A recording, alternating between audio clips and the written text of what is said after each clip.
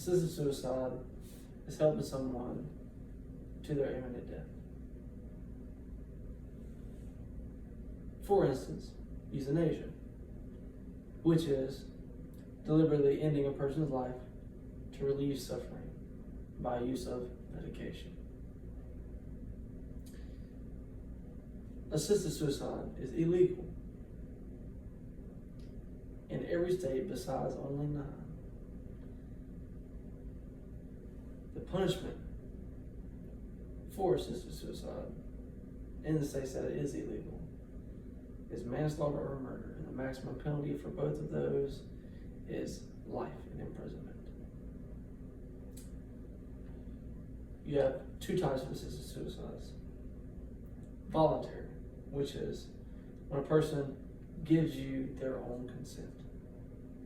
So in terms, asking, I give you permission, please take my life. Ease my suffering. Number 2 is involuntary, which is when a person is unable to give their own consent. Now, according to the book, Assisted Suicide by William Forman, when you have voluntary, if a person is fully active, fully physically functional, lives their everyday life, feed themselves, bathe themselves, clothe themselves, do extracurricular activities, spend time with their children, grandchildren, brothers, sisters, family members, get out of their house, get a nice breath of fresh air, use their legs, use their arms, get use out of the body that they live in. And then one day, tragically, all of that gets taken away. And you're completely immobilized. All you can do is just look. How do you think a person can handle that? Go from 100 miles an hour to immediately stopping. Who can? When you live a life of freedom and then suddenly life in a cage.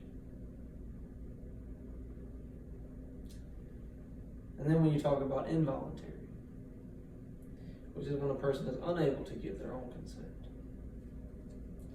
Say, for instance, a person's in a coma, brain dead. They can't give you their own consent. They're just a body, a lifeless body, being kept alive by machines. And the family members having to just pay to keep them alive. And not only that, but watch them suffer. If a person can't give you their own consent, then a family member should. If I lost a family member of mine, then in that sense,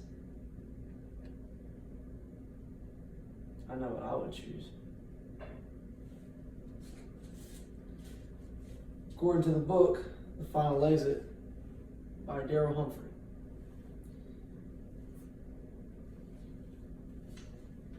assisted suicide can happen any age, old to young. You can have cancer patients who are given 6 months to live. And of course, in those 6 months, you can't just get out of the house and just live your life to the fullest because you're sick. You can't live your life to the fullest because you're not full. So, in those 6 months, you're going to spend time even more suffering, more medication, more visits to the hospital, radiation treatment. And by the time of your 6 months, you're not even the same person you were 6 months ago. You're not even half the person that you were, literally. Take it in the sense of a young athlete, freak accident, in the sport that they play. Never be able to use their body or make it hard to find love, start a family.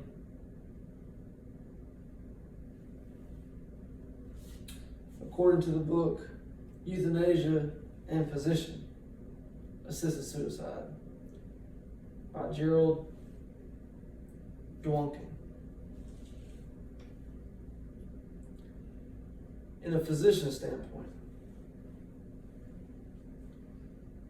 when you have a patient that comes in and you know that there's nothing you can do, there's nothing to do other than to just give them proper medication, a nice wheelchair, and say good luck. Or come in and bathe a body that doesn't give a reaction because there's no one home. How do you make the decision to offer assisted suicide? Is it right on your terms? Well, it's not your decision. If you offer it, it's a simpler way out, easier way out. You ease the suffering for not just the individual suffering, but the family suffering too.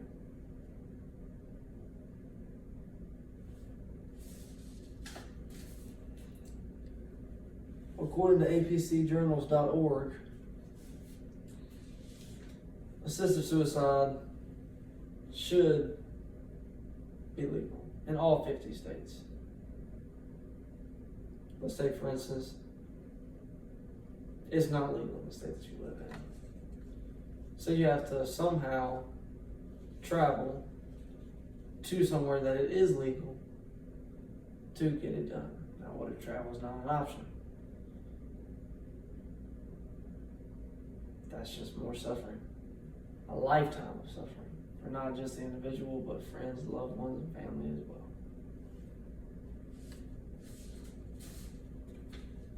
And according to ncbi.gov, what would you do if it was your life in the balance? No strings attached. Just vision, hearing, and thoughts. And someone feeding you and clothing you every day. Not being able to physically kiss the ones you love. Or to give a simple hug.